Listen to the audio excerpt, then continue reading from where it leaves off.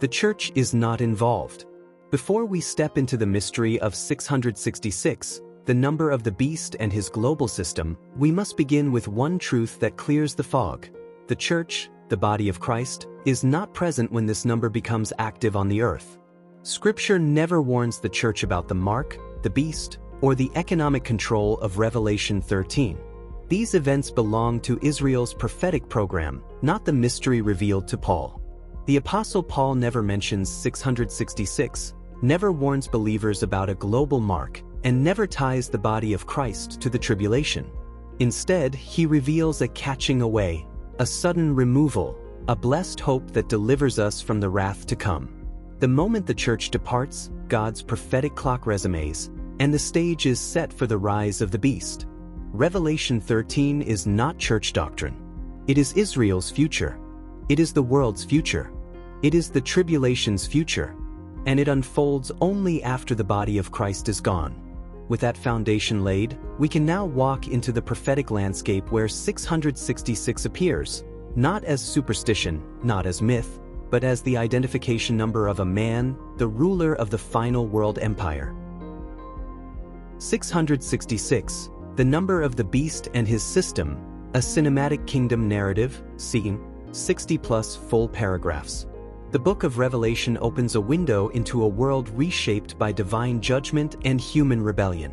In that world, a man rises, not by accident, not by election, but by satanic empowerment.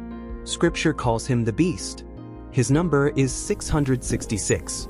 And his system becomes the most oppressive structure humanity has ever known. The beast does not emerge in a vacuum. His rise is the culmination of centuries of prophetic anticipation. Daniel saw him as a little horn rising among 10 kings. Paul described him as the man of sin. John saw him as a composite creature, drawing power from the dragon himself. Every prophetic voice points to the same figure, a final ruler who dominates the world. When the church is removed, the world enters a vacuum of spiritual restraint. The mystery of iniquity, long held back, suddenly surges forward. The beast steps into a world desperate for answers, hungry for leadership, and willing to trade freedom for stability. This is the soil in which 666 will grow. The beast's rise begins politically. He emerges among 10 kings, uproots 3, and becomes the dominant voice of a new global order. His charisma is unmatched. His authority is unquestioned. His influence spreads like wildfire. Nations align. Leaders bow. Systems merge. The world begins to consolidate under his shadow. But political power is only the beginning. The beast receives something no ruler has ever possessed: direct empowerment from Satan. Revelation says the dragon gives him power, a throne, and great authority. This is the counterfeit of Christ receiving authority from the Father. The beast becomes the satanic messiah of a fallen world. The world marvels at him. They ask, who is like the beast? Who can make war with him? His dominance is not merely political. It is psychological, spiritual, and global. The world sees him as unstoppable, invincible, and worthy of allegiance. Then comes the moment that changes everything: the deadly wound. Scripture says the beast suffers a fatal injury, something the world witnesses. Yet the wound is healed. The world watches a resurrection-like event. And in that moment, the beast's popularity transforms into worship. This false resurrection becomes the catalyst for global devotion. Humanity, already shaken by judgments and chaos, now sees a man who defies death. They worship the dragon who empowers him. They worship the beast who rises. The world enters a new era, an era of enforced worship. At this point, the beast's system begins to take shape. It is not merely political. It is not merely religious. It is economic. It is total. It is absolute. Revelation 13 describes a world where buying and selling are no longer freedoms but privileges granted only to those who submit. The false prophet, the second beast, steps onto the stage. He performs signs and wonders. He calls fire from heaven.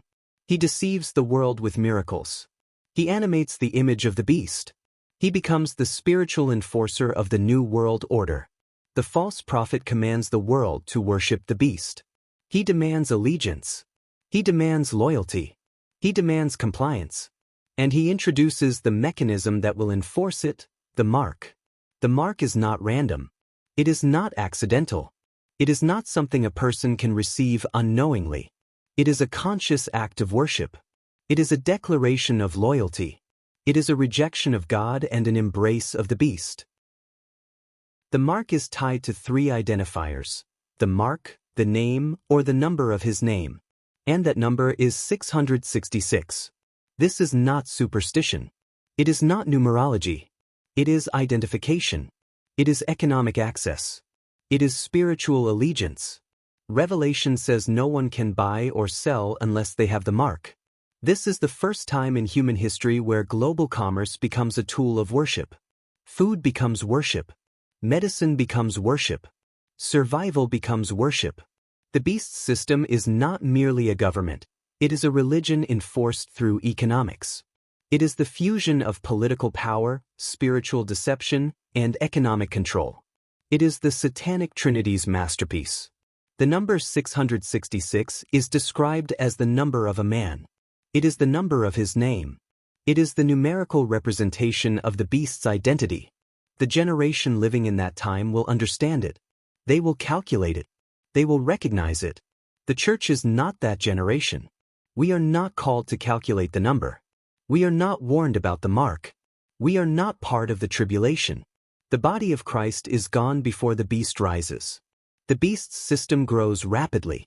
Nations fall in line. Economies merge. Technology becomes the infrastructure of control.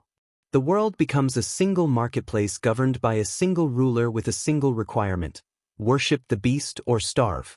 The image of the beast becomes the center of global worship. The false prophet gives it breath. It speaks. It demands allegiance. Those who refuse are killed. This is the abomination of desolation Jesus warned Israel about. Israel becomes the primary target. The beast breaks the covenant. He invades the temple. He declares himself God. Israel flees into the wilderness. God protects a remnant.